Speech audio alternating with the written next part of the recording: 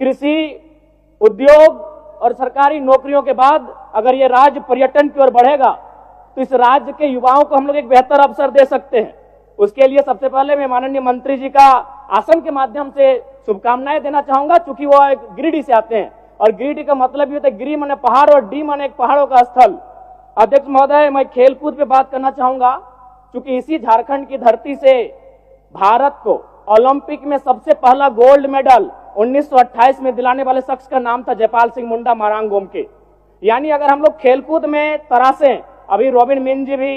IPL में Mumbai Indians से खेल रहे हैं, तो अगर खेल में हम लोग फोकस करें और युवाओं को ऐसा लगे कि खेल में उनका करियर बन सकता है, तो संभावना है कि हमारे राज्य के युवा खेल को अपने करियर के रूप में संवारेंगे। लेकिन शर्त होगा और एक विषय अध्यक्ष महोदय, अन्य राज्यों में आप देखिएगा कि खिलाड़ियों को डीएसपी बनाया जाता है, खिलाड़ियों को एसआई बना दिया जाता है और हमारे यहाँ कांस्टेबल बनाया जाता है। इस पर सरकार को सोचने की आवश्यकता है। अध्यक्ष महोदय, मैं हल्का सा समय लूंगा